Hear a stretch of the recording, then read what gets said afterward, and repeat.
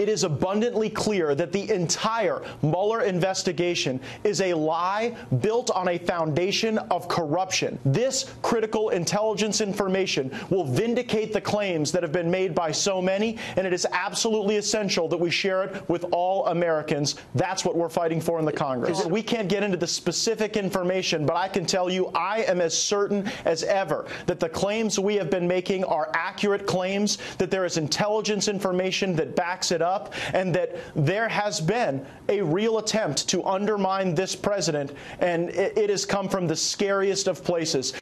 That's Florida Republican Matt Gaetz. He also said he thinks people will go to jail over this story we're about to bring you. Republicans now calling for the public release of a classified memo prepared by the House Intelligence Committee that suggests and reveals alleged widespread FISA abuse by the Obama-era Justice Department and James Comey's FBI. It allegedly outlines how the anti-Trump Steele dossier, that file, was used as a pretext by the FBI in order to get FISA wiretaps on the Trump campaign. Now, members of Congress who have read it call it shocking and troubling. Let's bring in Wall Street Journal editorial page deputy editor Dan Henninger. I mean, how serious is this situation with this memo? I think it's pretty serious, Liz. The whole thime sounds like a John le Carré novel come to life. And I think what's going on here is a couple of things. The whole thing originates in what I would call the Trump panic. The Trump panic existed before the election and after the election. And those of us who are around politics remember there are, or even like in a city like this, New York, when Trump got elected, people were in a panic that this guy had somehow ascended, excuse me, to the American presidency. It was, to many people, utterly unthinkable. What's going to become of the country? And the New York Times reported early last year that there were these intelligence things that were going around inside the intelligence community, which the Obama administration decided to disperse widely through all 17 intelligence agencies. And the Times reported this explicitly because they felt, the Obama people felt, there was evidence here of Trump collusion with the Russians. And somehow, I'm sure even they were in a panic about this. I believe this seeped over into the FBI, and that some of the people in the FBI crossed the line in trying to push this story in a way that would suppress the Trump presidency. We know that the DNC and the Hillary campaign helped pay for that anti-Trump file prepared by Christopher Steele. FBI former director James Comey to this day will not answer questions whether the FBI also helped pay for it. Remember last fall, former President Barack Obama's UN ambassador Samantha Powers testified that people were unmasking in her name. In other words, in her name, I'm not even sure she knew about it. Almost on a daily basis, they were unmasking. I remember it's also Bruce Orr at the DOJ and so forth.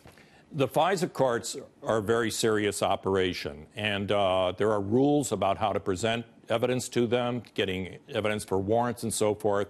And I suspect that people inside the Obama administration, inside the Obama White House, the intelligence agencies, and the FBI went over the line in some instances to try to get deeper into the intelligence that they thought at the time existed about Trump and the Russians. And I'll tell you, when I say John le Carré, not just fleetingly, but I think what's going to happen here is the FBI is going to show itself to have been extraordinarily embarrassed by Russian intelligence. This is Cold War stuff. It's gone on for the last 50 it's Cold years. War stuff. By the way, I need to correct myself.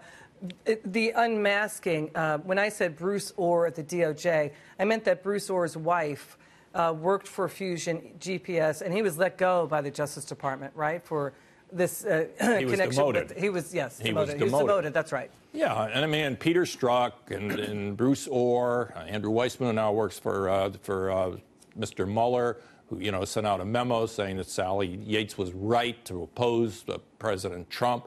I mean, these people were beside themselves over the idea that Trump was going to be president.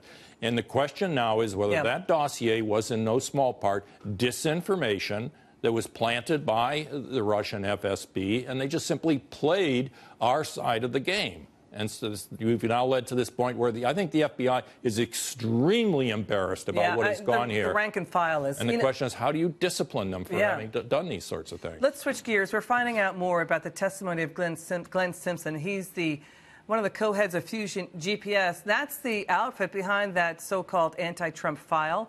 Glenn Simpson disclosed for the first time in testimony that he did meet just after the election with Justice Department official Bruce Orr. As Dan Henninger just pointed out, Orr was demoted from his position as Deputy Assistant General last month after his meeting with Glenn Simpson was disclosed.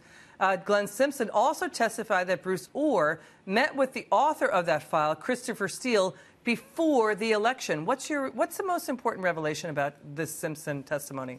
Well, that Simpson was engaged in such close contact with officials from the Department of Justice. I mean, someone like Glenn Simpson is usually involved with reporters and trying to dig stuff up. But he was now developing a close relationship with the Department of Justice. And as I say, Liz, I think there's a question here.